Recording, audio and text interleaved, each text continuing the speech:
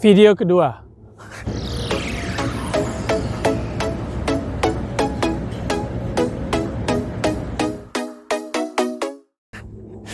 Biasanya, kabel. Biasanya kalau aku bikin proyek kenceng di awal gitu. Kayak gini video gitu, paling satu video habis itu ya nggak lanjut ke yang kedua. Tapi ini lanjut ya.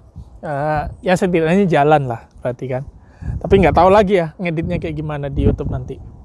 Buat teman-teman yang nonton video ini yang belum tahu, aku Abel.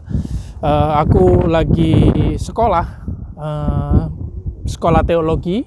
Nama programnya Master of Theological Studies di Boston University, Amerika Serikat, di kota Boston, di daerah Amerika Utara agak timur gitu. Kalau misalnya teman-teman tahu ya Harvard, Massachusetts, MIT dan lain-lain. Nah, di video ini aku mau bahas soal pentingnya studi interdisiplin, khususnya kalau studi teologi gitu ya. Jadi kenapa sih studi teologi itu gini? Kalau studi teologi gimana ya formulasinya ya? Apa sih pentingnya interdisipliner di dalam studi teologi? Nah, kira-kira itu pertanyaannya. Nah, teman-teman, aku kan ambil studinya masternya di Boston University. Tapi kali ini aku nggak lagi di kampusku Boston University, tapi lagi di Boston College. Nah, Boston College itu adalah kampus Katolik, Jesuit, dan dia sekitar jaraknya 40 menit dari kampusku. Dan kebetulan aku ngambil kuliah di Boston College. Nah, kenapa bisa ngambil kuliah di Boston College? Karena di kota ini ada yang namanya Boston Consortium, Boston Theological Interreligious Consortium. Apa itu? Itu adalah gabungan konsorsium, kalau tahu istilah itu, gabungan institusi-institusi tertentu yang akhirnya memutuskan membangun program bersama gitu. Dan program bersama itu diperuntukkan bagi mahasiswa-mahasiswa di kampus itu. Jadi misalnya tempatku Boston University, Boston College, Harvard Divinity School, atau Harvard Religion juga ada, Harvard Divinity School. Terus ada Hebrew College, itu tempat orang-orang studi tentang Jewish Studies, agama Yahudi. Lalu ada yang baru gabung tahun ini adalah Islamic Seminary. Jadi itu kampus-kampus kuliah agama di daerah Boston yang gabung jadi satu, menawarkan programnya ke seluruh mahasiswa itu, sehingga mahasiswa kampus satu itu bisa ngambil kuliah di kampus yang lain. Nah, ini enaknya nanti aku bisa ceritain enaknya ya, tapi enaknya ya tentu jadi aku bisa pilih mata kuliah yang memang sesuai dengan minat studiku. Kapan aku cerita lah minat studiku apa. Nah, setting ini juga yang bikin aku pengen nge-share kenapa atau apa sih enaknya, apa sih pentingnya studi interdisipliner di dalam belajar teologi gitu. Terus alasan yang kedua kenapa aku mau bikin video ini adalah beberapa waktu lalu seorang teman baikku yang juga lagi ngambil studi teologi, dia PhD Studies di daerah Pennsylvania, ngajak live gitu, bertiga kan, sama ada satu teman lagi PhD Studies di Fordham University, New York, ngobrolin tentang apakah studi interdisipliner itu akan membuat teologi kita atau kepercayaan agama kita itu makin sesat gitu, kira-kira gitu. Nah, intinya itu yang nge-trigger aku, dua hal itu, obrolan kemarin dan juga kondisiku sekarang sebagai orang yang ngambil kuliah di gak cuma satu kampus, tapi kampus lain juga. Nah, teman-teman, buat yang suka belajar teologi, suka baca-baca buku teologi, biasanya kalian kan baca buku itu lalu nangkep maksud utamanya apa, tentang Tuhan, tentang Roh Kudus, tentang manusia, tentang dosa, tentang keselamatan, gereja, itu kan poin-poin semua ya, yang biasa kita sebut dengan doktrin. Lalu menganggap bahwa yang kita baca itu adalah ya sudah begitu gitu, it is what it is gitu kan. Sehingga ketika kita baca tugas kita sebagai orang yang belajar teologi adalah meresapinya, menghafalnya baik-baik, lalu melakukan di dalam kehidupan sehari-hari. Nah, faktor melakukan dalam kehidupan sehari-hari ya tentu aku sepakat. Lalu diajarkan turun-temurun ke generasi berikutnya. Kalau misalnya teman-teman ada yang jadi guru sekolah minggu, pasti kan ngajarin toh ke anak-anak sekolah minggunya, sambil kalian sendiri pasti equip diri dengan baca-baca buku teologi itu. Nah, pertanyaannya adalah apakah itu satu-satunya cara kita berteologi atau belajar teologi? Apa makna dari belajar teologi itu gitu? Apakah belajar teologi itu melulu hanya soal hafalin semua tesis-tesisnya, doktrin-doktrinnya, lalu hafalin mantep, mengkristal, lalu kita turunkan ke generasi selanjutnya? Ternyata enggak juga gitu. Karena justru belajar teologi itu bisa macam-macam. Ada orang yang belajar teologi yang tujuannya adalah menginvestigasi kenapa sebuah teologi ini menjadi begini gitu. Ada bahkan orang-orang yang bukan cuma menginvestigasi kenapa sebuah teologi itu terbentuk, terkonstruksi, tapi mencari bahasa alternatif yang lebih relevan di dalam komunitasnya dia atau di dalam zamannya gitu. Pernah dengar ini nggak? Kalau misalnya kalian dengar khotbah, pengkhotbahnya itu kayak ngerti banget bahasanya anak-anak enim gitu. Nah, karena pengkhotbahnya mencoba mencari bahasa yang relevan didengar oleh anak-anak yang suka enim, pada para wibu-wibu ini ya. Gitu. Jadi ada banyak macam cara belajar teologi tergantung motif dan tujuan masing-masing. Tentu implikasinya tujuan atau cara itu nggak cuma satu, nggak cuma hafalan. Nah, sekarang aku masuk ke pertanyaan utama tadi. Kenapa belajar teologi yang interdisipliner itu penting? Karena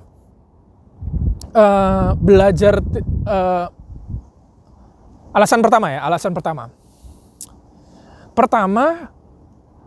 Apa sih, kalau misalnya kita tahu bahwa teologi bukan cuma hafalan, tapi juga kita menginvestigasi, mencari alternatif bahasa yang bisa relevan di zaman sekarang, maka kalau kita juga ambil belajar bidang-bidang studi yang lain yang lagi didiskusikan orang-orang zaman sekarang, misalnya di biologi, apa sih yang lagi didiskusikan? Di fisika, apa sih yang lagi didiskusikan? Di hukum misalnya, apa sih yang lagi didiskusikan? Kalau kita ngerti itu semua, maka kita akan tahu bagaimana mengkomunikasikan pemahaman-pemahaman kita tentang Tuhan, tentang diri kita, tentang hal-hal yang ditulis Alkitab, itu dengan lebih relevan sesuai dengan kosakata yang ada di zaman itu. Contoh misalnya, kalau misalnya kita mau menekankan bagaimana Tuhan mengasihi kita, lalu teman-teman menganggap bahwa Tuhan mengasihi kita, buktinya adalah seluruh alam semesta ini mengelilingi bumi misalnya. Maka fokus Tuhan adalah kepada kita, makhluk-makhluk bumi yang ada di dalam bumi. Dan kasih Tuhan itu ditujukan kepada kita yang ada di dalam bumi. Karena bumi adalah pusat dari segala sesuatu. Kalau cara menceritakan kasih Tuhan yang mengasihi kita lewat gaya bahasa seperti itu, mungkin di zaman dulu ketika sains pada waktu itu masihlah geosentris. Kalau yang tahu geosentris itu artinya bumi adalah pusat dari segala sesuatu. Kalau heliosentris kan bumi mengitari matahari karena mataharinya adalah pusat gitu ya. Nah, kalau di zaman dulu mungkin itu masih relevan. Jadi mudah untuk orang bilang, oh iya benar, Tuhan mengasihi kita dengan sangat. Buktinya apa? Buktinya seluruh alam semesta ini mengelilingi kita gitu. Tapi ketika sains mulai berkembang dan kita sekarang sadar bahwa bumi bukanlah pusat dari segala sesuatu, maka akan jadi sangat aneh kalau kita bilang bahwa Tuhan mengasihi kita. Buktinya adalah kita itu dikeliling oleh seluruh alam semesta ini gitu. Bintang-bintang, matahari, dan seluruh ciptaan-ciptaan di angkasa itu mengelilingi hidup kita. Ada buat kita. nggak masuk akal gitu. Bagi orang-orang yang belajar heliosentrisme, itu nggak bisa masuk gitu. Itulah kenapa kita perlu update, perlu mempelajari juga diskusi-diskusi sains yang ada pada zaman itu. Banyak di hukum juga kita bisa belajar, ada yang lagi isu kenceng namanya critical race theory. Apa itu critical race theory? Silakan di Google. Intinya adalah meneliti atau menginvestigasi infrastruktur hukum yang ada di sebuah negara, khususnya itu di Amerika Serikat, apakah dilatar belakangi oleh motif-motif rasisme atau setidaknya minimal melanggengkan rasisme itu sendiri gitu. Jadi ternyata hukum juga bisa juga melanggengkan rasisme. Nah, itu studi itu. Nah, kalau misalnya kita mau bicara tentang bagaimana peran orang Kristen di dalam hukum, maka kita penting untuk mempelajari diskusi-diskusi yang ada di dalam hukum, khususnya soal critical race theory gitu. Sehingga bahasa-bahasa kita lebih relevan. Nah, itu alasan yang pertama gitu ya. Karena supaya ketika kita mengkomunikasikan lebih relevan. Nah, ada yang kedua. Kenapa belajar teologi penting belajar teologi secara interdisipliner. Nah, teman-teman, kalau misalnya teman-teman sekolah di sebuah kampus yang tidak membuka, tidak sifatnya interdisiplin, misalnya seminari gitu, atau misalnya institut gitu kan, yang sendiri gitu. Ada sih institut atau seminari yang tetap membuka ruang untuk interdisipliner gitu ya. Tapi anggap saja kalian sekolah di sekolah yang tidak interdisipliner. Nah, ketika sekolah di sana, lalu kita belajar tentang sebuah teologi, terus habis itu kita mau tahu nih, kenapa sebuah teologi terbentuk. Ingat ya, tadi ya, berteologi itu bukan berarti hafalan doang gitu kan, tapi bisa jadi menginvestigasi. Maka kita juga bisa, kalau misalnya kita mau tahu atau menginvestigasi kenapa ada burungnya ya Pak, kenapa sebuah teologi itu terbentuk, maka kita juga bisa meminjam analisis-analisis dari bidang-bidang studi lain untuk menginvestigasi kenapa sebuah teologi itu bisa terbentuk. Salah satu contoh, ada sebuah penelitian tentang mengapa gereja Pentakosta, kalau misalnya teman-teman dari latar belakang gereja Pentakosta, itu sangat berkembang pesat di negara-negara di Asia atau Global South. Dan salah satu penelitiannya itu mengatakan bahwa karena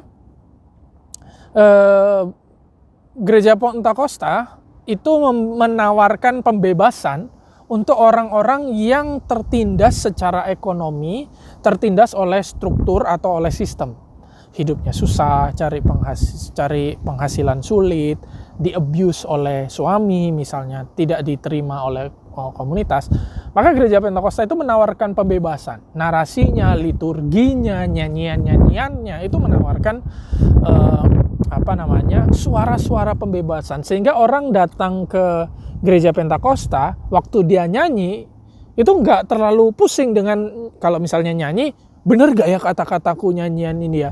Sesuai dengan firman Tuhan gak ya lirik dari lagunya? Enggak. Mungkin bagi beberapa gereja akan concern ke sana. Tapi gereja Pentakosta, nyanyi di dalam sebuah ibadah itu adalah momen meneriakkan sesuatu kepada Tuhan. Nah, itu artinya teriakan pembebasan, sort of, kayak gitu ya, kira-kira.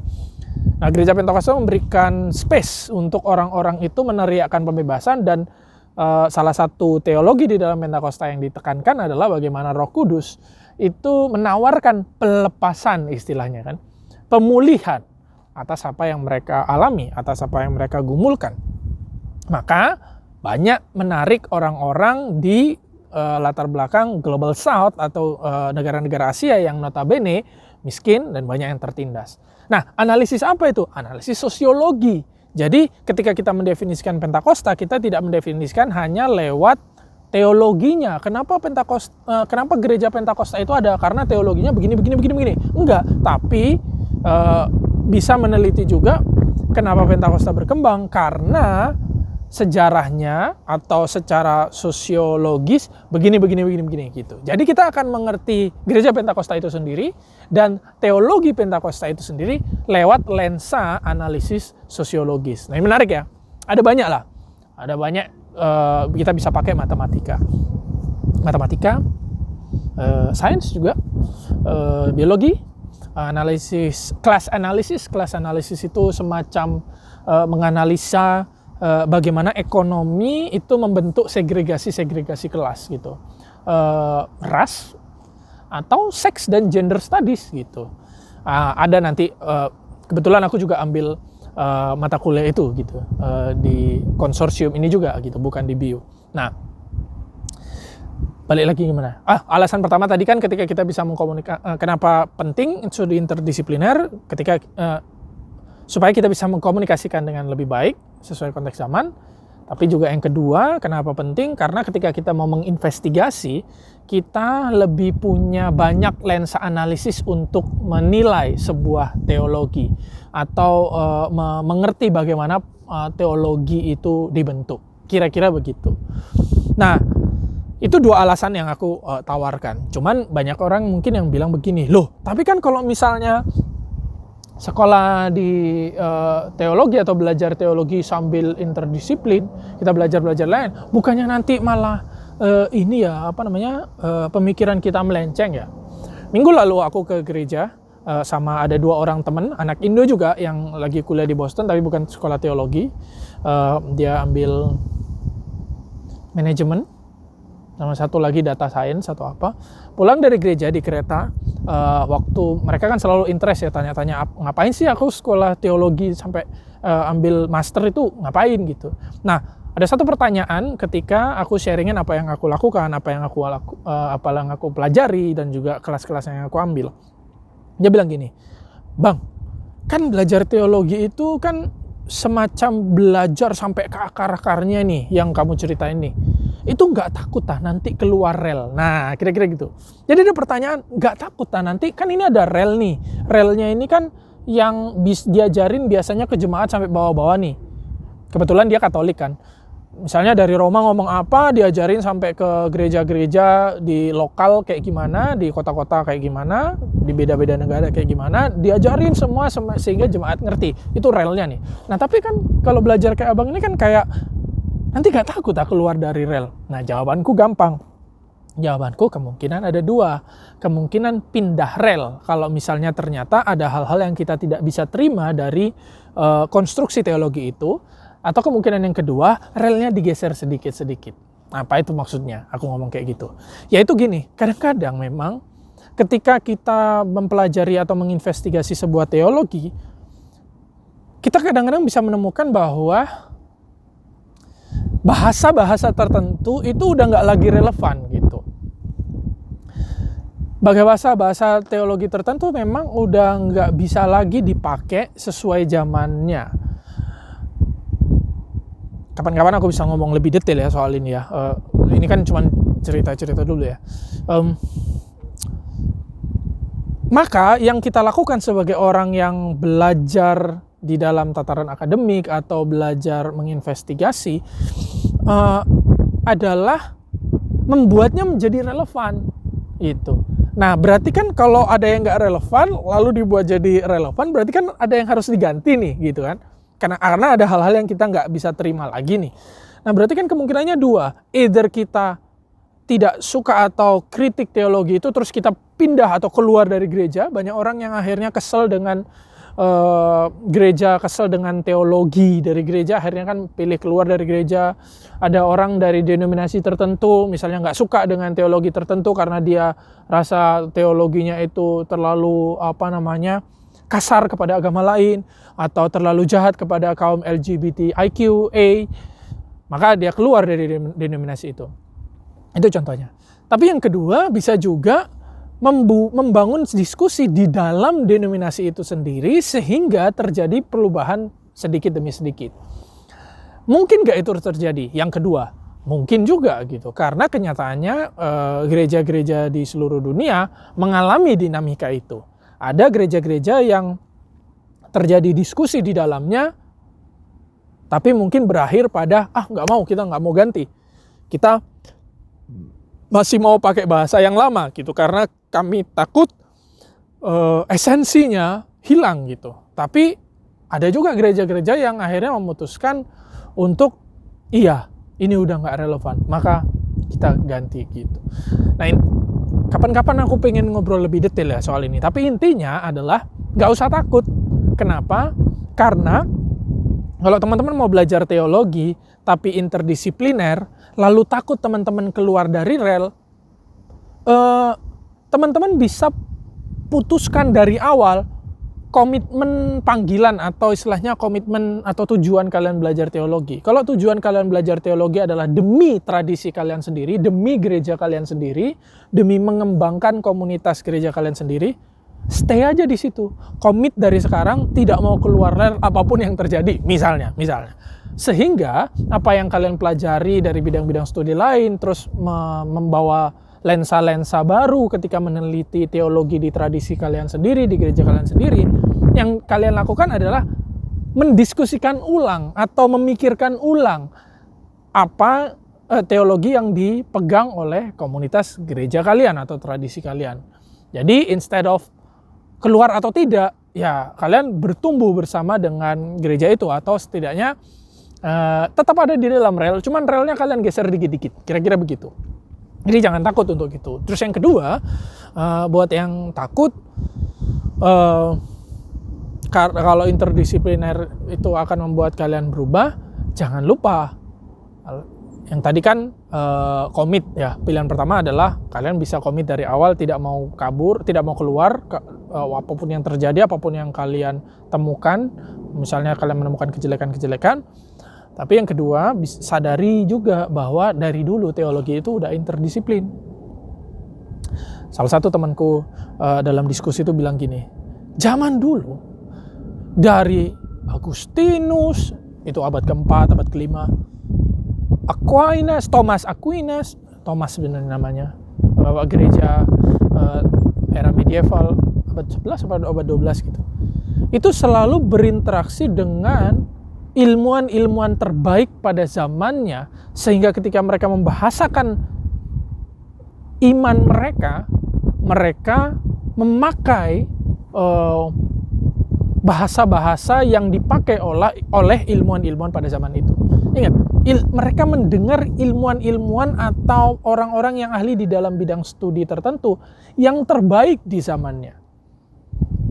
Dari dulu teologi itu interdisipliner. Salah satu temanku komen juga, Alkitab itu interdisipliner.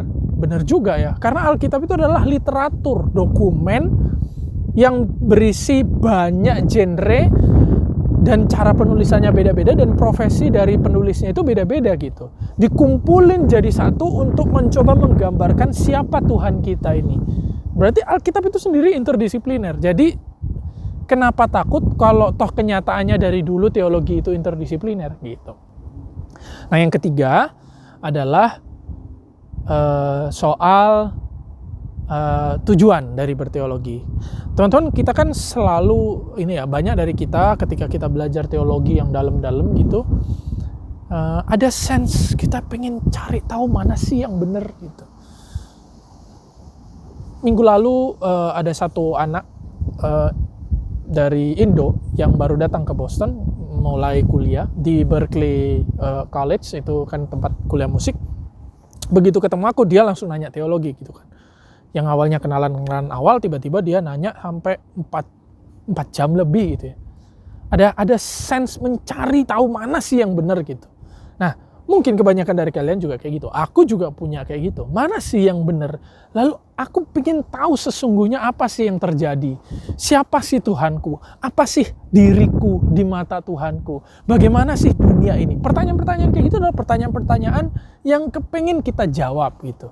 Nah, teman-teman, kalau misalnya tujuan berteologi kalian bukan cuma hafalan dan ingin mencari jawaban, maka harusnya motivasi mendapatkan jawaban yang probably itu akan surprising buat kalian, itu harusnya motivasi itu lebih besar daripada ketakutan gitu. Jangan sampai hanya karena kita takut jawabannya di luar ekspektasi kita atau di luar perkiraan kita nggak mau belajar gitu. Itu sama kayak kita misalnya belajar matematika sesuai dengan rumus, terus kita udah tentuin dulu gitu, jawaban akhirnya pokoknya harus 5. Rumusnya apapun pokoknya harus 5. Loh enggak bro, ini ada rumusnya, kamu pakai rumusnya, jawaban akhirnya apa? Ya lihat nanti gitu. Nah, maka teman-teman kalau misalnya mau belajar teologi, lalu teman-teman interdisiplin, misalnya ada yang mau belajar teologi tapi interdisiplin dengan sains, dengan ekonomi, dengan matematika, dengan apapun ya, misalnya biologi, sosiologi, filsafat, pakai metodologi atau pendekatan di dalam bidang studi itu, dan beranikan dirimu untuk mengikuti alur dari metodologi itu, alur dari studi itu, sehingga membawamu semakin dekat kepada jawaban yang kamu butuh. Sometimes atau maybe itu surprising gitu, tapi itu adalah sebuah perjalanan, dan justru itu adalah perjalanan iman kan, perjalanan yang kita nggak pernah tahu, kita nggak pernah duga, tapi itu agak-agak menakutkan, tapi itu adalah langkah yang penuh keberanian sebenarnya, karena kalian mengambil langkah iman itu gitu. Maka stay kepada pertanyaan itu, staylah kepada kebutuhan mencari jawaban atau kebenaran ketimbang pengennya cari kepastian gitu. Pokoknya ini yang pasti gitu. Enggak. Ikut aja alurnya dan nikmati perjalanan belajar teologi kalian. Apalagi yang aku bisa ceritain? Nah, di sini aku contoh misalnya aku sharing pribadi, aku ambil kelas di BU Boston University, kelas Christianity Engaging Modernity. Bagaimana teologi terbentuk lewat menelitinya atau belajarnya lewat teks-teks sejarah di zaman dulu. Dan kami meneliti soal sejarah penjajahan dan sejarah misi, bagaimana sebuah teologi tertentu dibangun dan berdampak bagi proses interaksi antar negara pada waktu itu. Jadi analisisnya sejarah. Di sini di Boston University, aku satu kelas dengan banyak orang Katolik, tapi rata-rata ininya beda-beda profesinya. Ada yang sister, ada yang diakon, ada yang sudah sudah bishop atau apa, kurang tahu ya. Lagi belajar mengenali struktur gereja Katolik. Ada yang orang di public health, ada yang nursing gitu. Tapi belajar jadi satu. Kalau aku kan di khusus ya teologi gitu ya. Belajar satu soal isu yang namanya environmental sustainability. Jadi kelestarian lingkungan hidup. Bagaimana kekristenan engage dengan isu-isu lingkungan hidup. Nah, kami belajar teks-teks bukan cuma agama, tapi etika, lalu environmental issues, environmental studies. Jadi meneliti tentang kerusakan akibat deforestasi misalnya. Ya gitu-gitu. Jadi diskusinya cukup seru juga karena perspektifnya beda-beda. Nah di satu kelas lagi ambil di Harvard University, itu Department of Art and Religion-nya join class dengan Harvard Divinity School, namanya kuliahnya Sex, Gender, and Sexuality.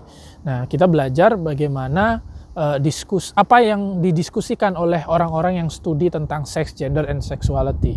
Gak ada teologinya sama sekali, dan aku akan mendalami itu dan baru membawa tools-toolsnya atau diskusi-diskusinya, teks-teksnya ke dalam diskusi-diskusi teologi. Ya tentu untuk aspirasiku sendiri atau agendaku sendiri, kenapa aku belajar teologi gitu. Satu kelas isinya macam-macam, ada orang yang S1 tingkat akhir juga ada, sampai PhD tingkat akhir juga ada di kelas itu gitu. Jadi aku sendiri ngalami betapa belajar bersama orang-orang atau bersama di dalam institusi dengan diskusi yang berbeda dan diverse ini memperkaya perspektifku, karena ternyata di luar dari aku membaca atau hafalin dulu baca-baca buku-buku teologi, ada hal-hal yang didiskusikan yang aku nggak tahu gitu, dan waduh aku ketinggalan ya, padahal ini udah didiskusikan dari tahun berapa gitu ya, gitu sih. Nah semoga ya aku bisa sharing lagi kapan-kapan apa yang aku alami. Kira-kira itu dulu pentingnya interdisciplinarity di dalam belajar teologi. Sampai jumpa berikutnya di video selanjutnya.